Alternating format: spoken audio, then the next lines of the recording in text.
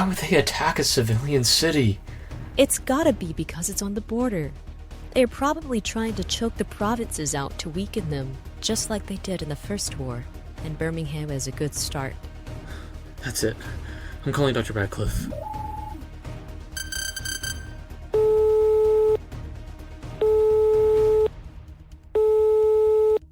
Come on, pick up. Pick up. Elijah, you might want to come here. Huh?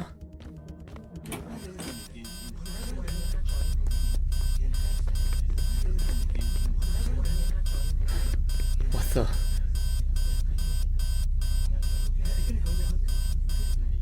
Attention. This is Dr. Radcliffe. To all residents, agents, and/or employees in the premises, an attack has occurred in Birmingham. So far, we have detected enemy aircraft only in that area. Prepare to take shelter if our radars detect aircraft coming our way. Please remain calm. Stand by. Okay, let's go back inside and wait this out. I wanted to break down and panic. I was heavily breathing, but trying to contain myself. Marianne kept her composure very well, which motivated me to do the same. She had been in much more training than I had, so she was more mentally prepared for things like this. She could tell I was nervous. Several hours went by with no threat of attack on New Boston. However, Birmingham was in shambles. More than half of the buildings, from what I could see on the news, were extremely battered with pillars of smoke coming from all ends. No structures had completely fallen, but the city had taken a hit. The news said that although there would be more, a total of 1,200 deaths had been confirmed, with 4,300 injuries. It had been an hour since the bombings had stopped. The military took down all but 3 bomber crafts, forcing them to retreat. Although they took a hit, our casualties were much greater. What was worse was that they were civilians.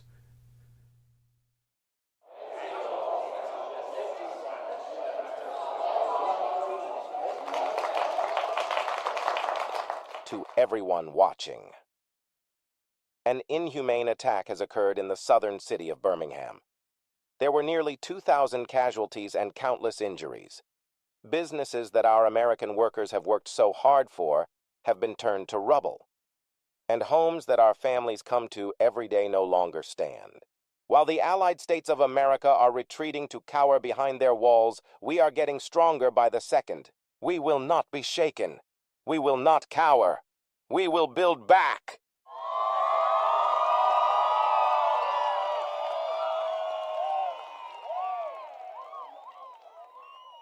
We will be stronger.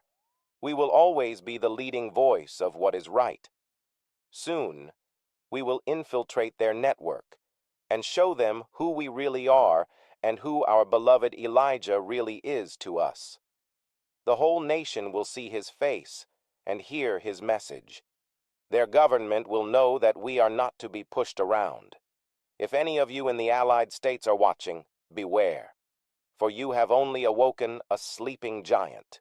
There will be trying times ahead, but I assure you that the best is yet to come.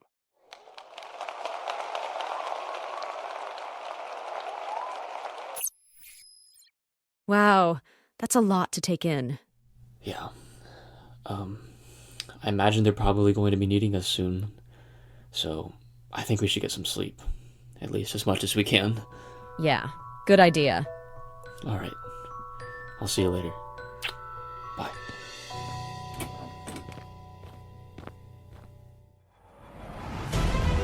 You're listening to Time Faction at War, Episode 2. Thank you for listening, and find the next episode wherever you listen to your favorite podcasts. Enjoy the show.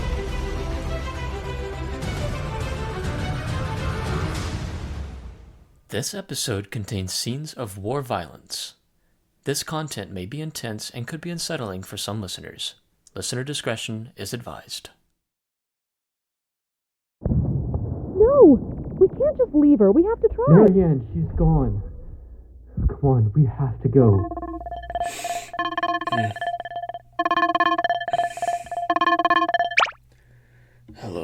Elijah, I apologize for interrupting your sleep, but I need you here at the President's home.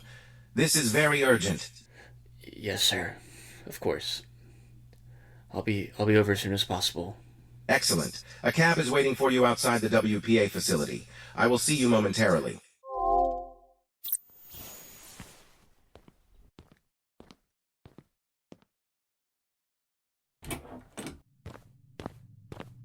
Oh, hey. I guess we're going to the same place? Yep.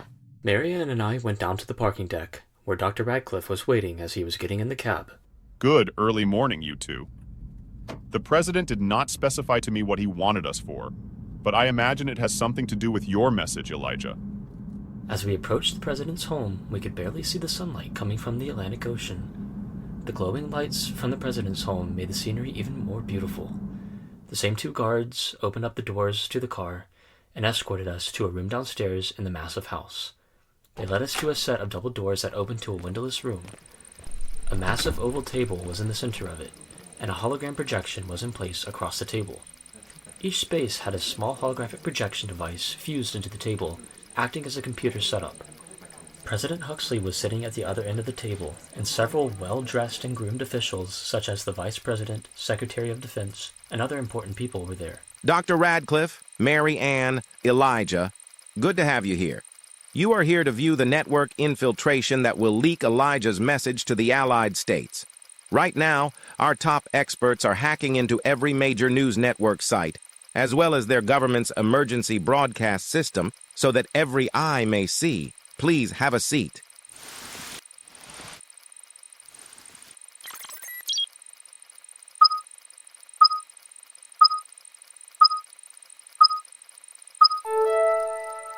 Complete. Commence the broadcast. People of the world. Right now, this is being broadcast through the ASA's emergency broadcast system, so anyone viewing an electronic device will see this. Now, Elijah, we are going to do something special here. We are going to broadcast you live with an update on your status. Please read these words on the prompt that will show on the screen in front of you. Stay seated where you are. Oh, okay. Don't worry, just do it like you did the first video. Good luck. You've got this, Elijah. Okay. What you saw a moment ago was real and told you what actually happened. The ASA's attack on Birmingham was only to appease a fooled people. You have been lied to. I am well and living in the provinces with people who care about me, but more importantly, care about you. Stop. Stop letting them lie to you. Rise up. Fight for your freedom and your right to know the truth. Fight to stop the WCO from taking over the world. Hold fast, for help is on the way. I am Elijah, and we are here to rescue you.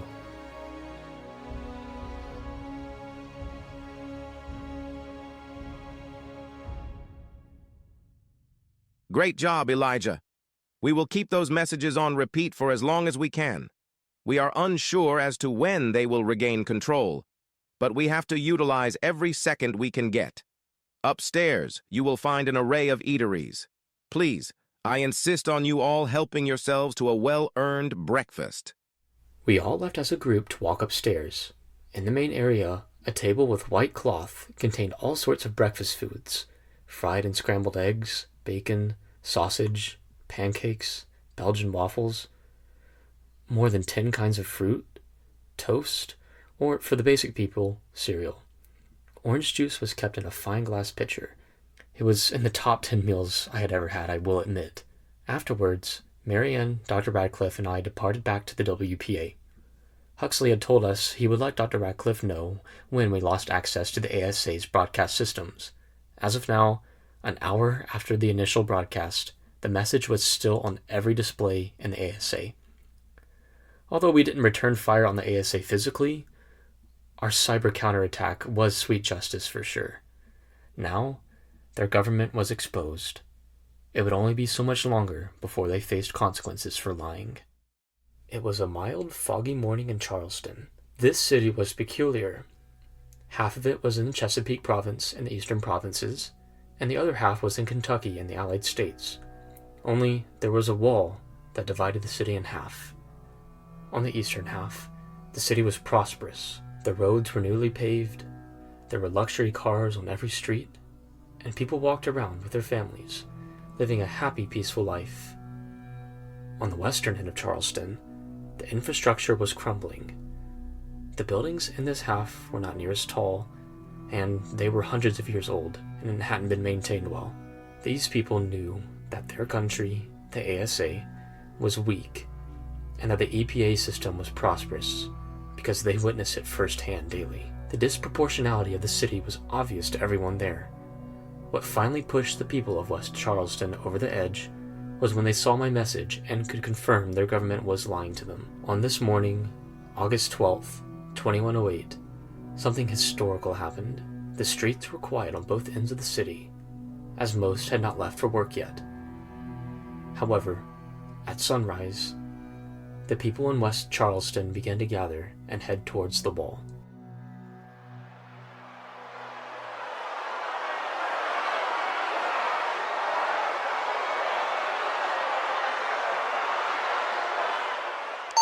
ASA border guard, requesting backup.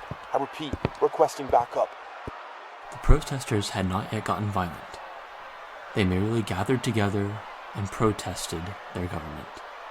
The guards on top of the walls held fast to their guns, eventually aiming them at the crowd when an overwhelming number of people had arrived. There were no shots fired yet. It was illegal to protest in the ASA, but the numbers were too great for the few guards at each post to try and overpower them. News sources from both nations began to film what was going on. The ASA didn't even try to block what was going on, as their systems were still hacked 24 hours later. Everyone could see what was happening.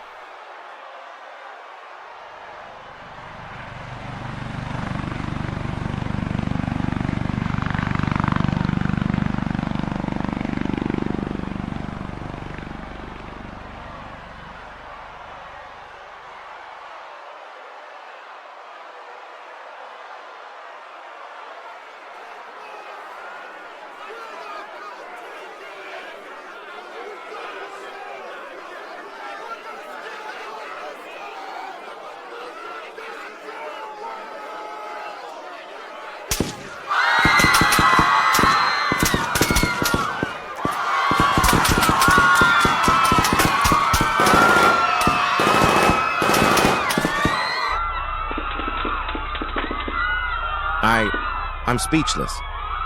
What's our next move, sir? Send troops to the border to defend the protesters immediately. The ASA can't get away with taking any more lives than they already have.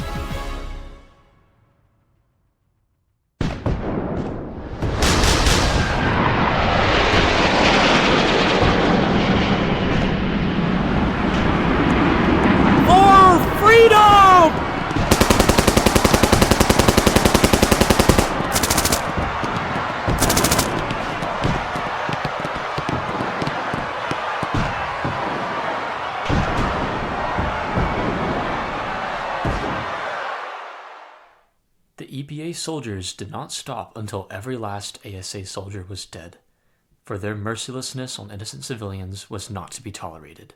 This battle became in the top 10 most bloody massacres the continent had ever experienced. Thousands of people were killed, including ASA and EPA soldiers and ASA civilians.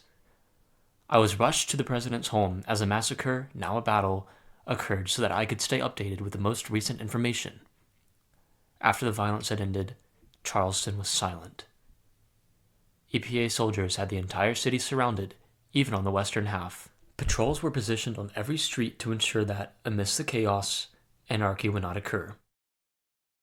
Elijah, it is time for you to partake in the next step in your mission. We're going to fly you out to Charleston shortly, where you will speak from your heart without a script this time to the people there.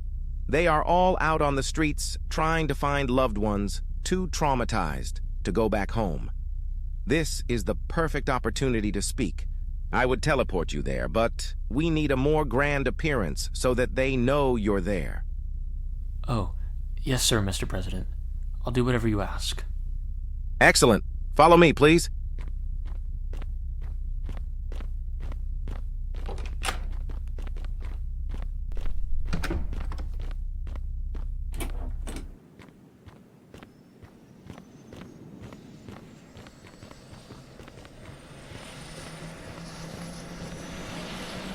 Good luck, Elijah. You're gonna do great. Remember, speak from the heart. What? From the heart!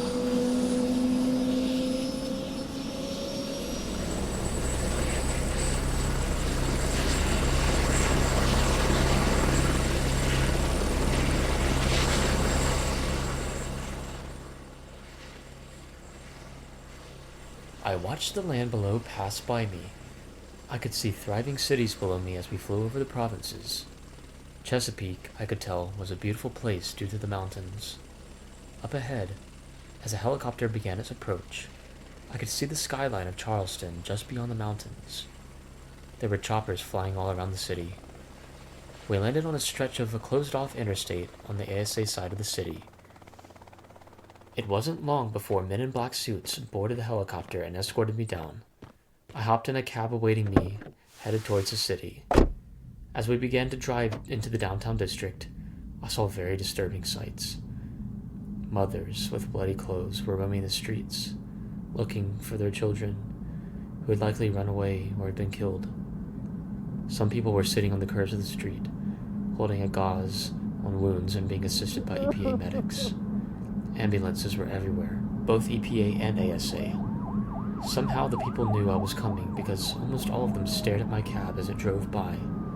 Up ahead, close to the wall, people were yet again gathering there. They wanted to hear me speak. The cab drove by them and pulled right next to the wall. There was a temporary platform set up ahead where people were gathering. On the platform, there were more men in black suits, all with rifles in their hands. As an agent in the car with me escorted me to the platform, my heart was pounding as if it was trying to burst out of my chest and run away. I was about to have to speak in front of a crowd who had just experienced life-altering events.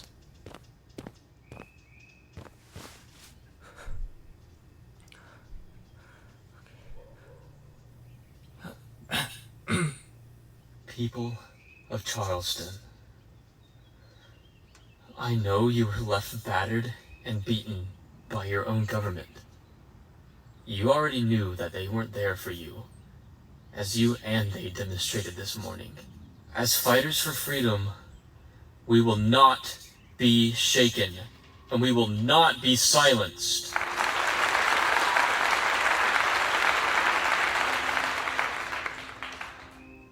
President Huxley wishes he could be here, but he wanted me to show myself to you. Just me, facing you all.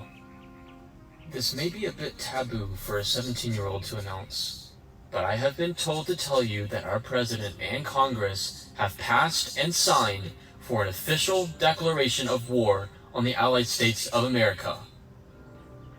Times ahead will be rough, but soon we will enter a new era. Your bravery in standing up against tyranny will henceforth be known as Awakening Day. Yes, today will also be known as the Charleston Massacre. But let the world know that the last shots fired in this war, however long it may last, will be in the name of liberty. Words cannot express how sorry I am that you had experienced this today. But you will never be forgotten. My heart goes out to all of those lives lost, and to you who are valiantly standing here today. Thank you.